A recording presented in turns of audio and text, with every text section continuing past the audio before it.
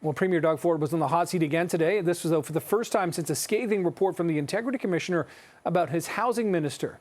Yesterday's report found that Steve Clark broke ethics rules while the government offered up parts of the Greenbelt for development. It says not only did he stick his head in the sand, but he also violated 2 sections of the Integrity Act, which led to the furthering of the private interests of certain developers.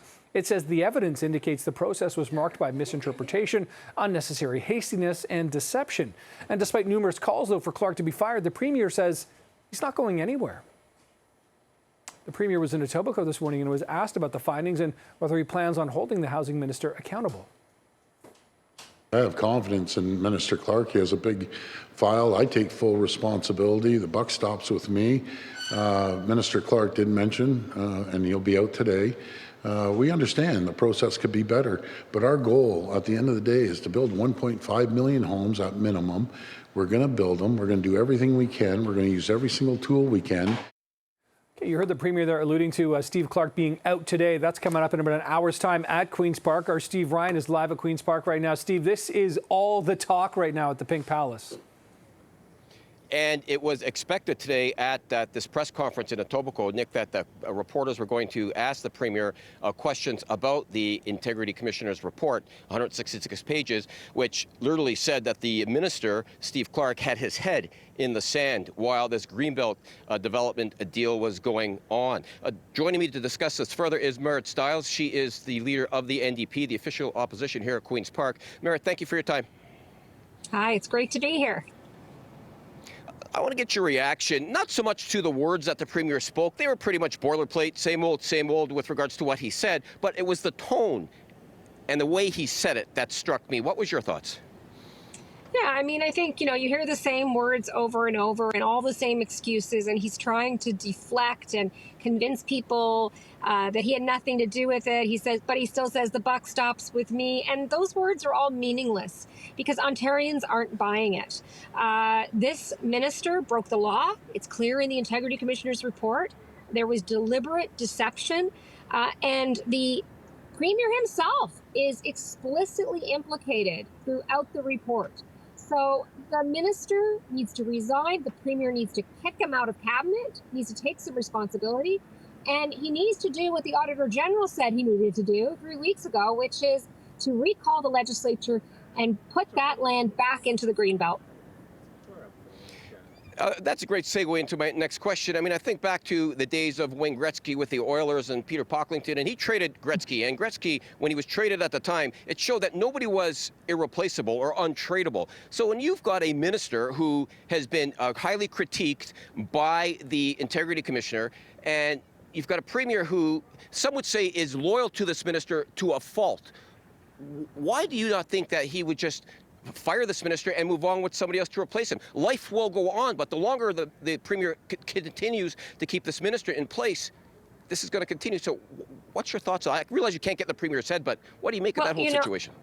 I mean, you've nailed it. It's like nothing we've ever seen before. I mean, Mr. Clark himself, during the Liberal gas plant scandal, went on record many times saying ministers should resign over these things. And the fact that Doug Ford, though, seems to be protecting him tells me a lot.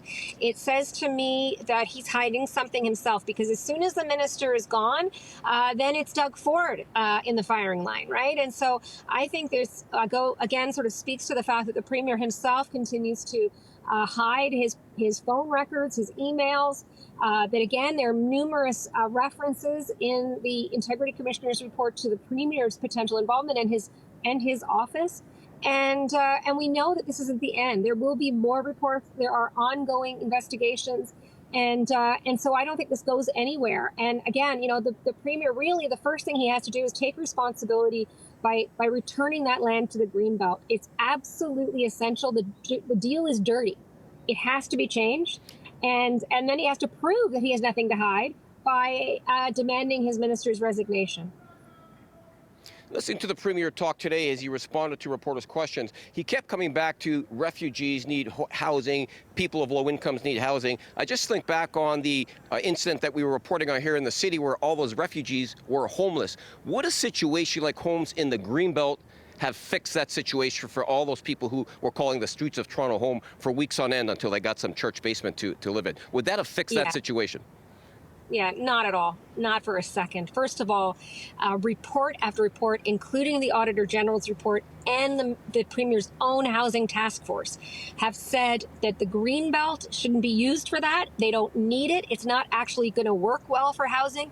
And the kind of housing that they will build there, if these developers get a chance, is going to be luxury sprawl. It's not going to solve that affordable housing crisis we have. It's not going to do anything for that missing middle.